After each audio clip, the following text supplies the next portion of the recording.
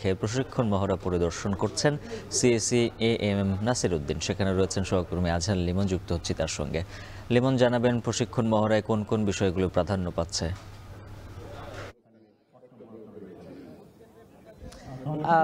উজ্জ্বল, বলা যায় যে একটা ভোটের আবহ এখানে তৈরি করা হয়েছে। মনে হচ্ছে যে যেন একটা ভোটের দিনে পরিবেশটা যেমন হবে সেই পরিবেশগুলোই কিন্তু এখন এখানে চিত্রিত করা হয়েছে।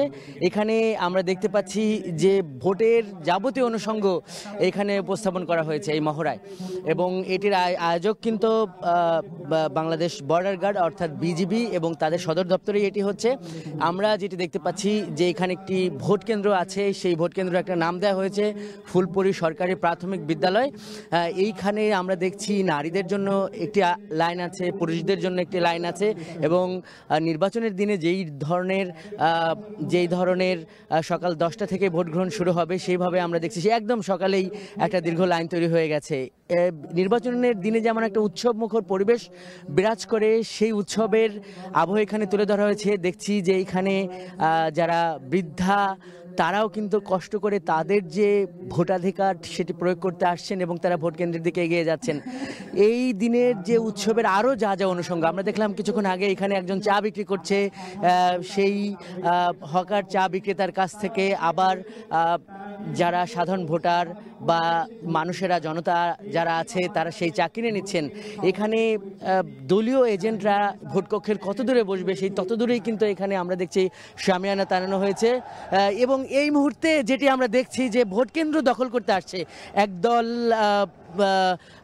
একদল লোক, যারা মিছিল করতে আসছে। কিন্তু নির্বাচনের দিনে কিন্তু এই ধরনের মিছিল শোডাউন কিন্তু নিষিদ্ধ। আমরা এখন দেখতে চাই যে আসলে এই বিষয়টা আসলে কিভাবে নিয়ন্ত্রণ করে আইন শৃঙ্খলা রক্ষা বাহিনী।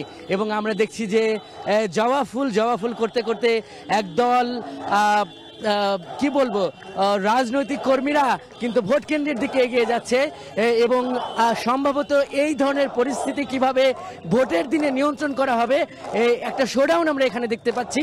এই শোডাউন বা এই ধরনের ব্যাপারগুলোকে কিভাবে নিয়ন্ত্রণ করা হবে সেটি হয়তো দেখানো হবে। আমরা দেখছি যে এখানে যিনি নেতা তিনি এভাবে একটা মহড়া দিয়ে চলে যাচ্ছেন, এবং মনে হচ্ছে যে এখানে একটা আলাদা একটা অপ্রীতিকর পরিস্থিতি তৈরি হতে পারে, এবং তারা কিন্তু ভোট কেন্দ্রের দিকেই এগিয়ে যাচ্ছেন। মূলত ভোটের দিনে এই ধরনের যেই ঘটনাগুলো আছে, যেই ঘটনাগুলো ঘটার সংখ্যা থাকে, সেই ঘটনাগুলো কিভাবে আইন শৃঙ্খলা রক্ষা বাহিনী প্রশমিত করবে বা সেগুলো কিভাবে সেই পরিস্থিতিগুলো নিয়ন্ত্রণে আনবে, সেই ব্যাপারগুলো কিন্তু এখানে প্রদর্শন করা হচ্ছে। আমরা এখানে যেটি দেখছি যে এরই মধ্যে বিজিবির একটি প্লাটুন কিন্তু চলে এসেছে, যেটি আমি আমার ক্যামেরা পার্সনকে দেখাতে বলবো। বিজিবির প্লাটুনটা কিন্তু নামলো, এবং তারা কিন্তু সঙ্গে সঙ্গেই এই যে মবটা বা এই যে জমায়েতটা বা এই মিছিলটা, তারা কিন্তু সেই মিছিলকে দমিয়ে দিল, এবং তারা কিন্তু ভোট কেন্দ্রের এক ধরনের শিল্ড হিসাবে দাঁড়িয়ে গেল। জানিয়ে রাখি দর্শক যে এই যে এবারের যে নির্বাচন, সেই নির্বাচনে স্বরাষ্ট্র উপদেষ্টা জানিয়েছেন যে 5.5 লাখের বেশি আইন শৃঙ্খলা রক্ষা বাহিনী কাজ করবে, সেনাবাহিনী থাকবে প্রায় 1 লাখের মতো, এবং সেখানে কিন্তু সমানতালে আমরা যেটি এখন পর্যন্ত জানতে পেরেছি যে 35,000 বিজেপি কাজ করবে। তাদের ভূমিকাটা কি হবে এখানে কিন্তু সেটাই চিত্রিত করা হচ্ছে। এখানে আমরা দেখছি যে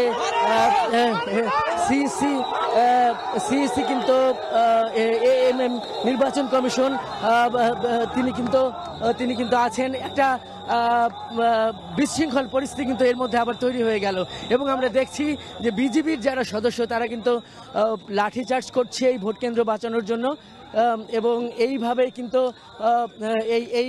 কিন্তু এই নির্বাচনের দিনে কিভাবে পরিস্থিতি সামাল দেওয়া হবে তার একটা সচিত্র উপস্থাপন মহড়া কিন্তু এখানে সম্পন্ন হয়ে গেল। তো এই ছিল উজ্জ্বল এই বিজিবি সদর দপ্তর ভেতর থেকে এই ভোট মহড়ার আমার কাছে দেখা সবশেষ। বিজেপির প্রশিক্ষণ নির্বাচনী মহড়ার খবর জানাচ্ছিলেন সহকর্মী আজহার লিমন।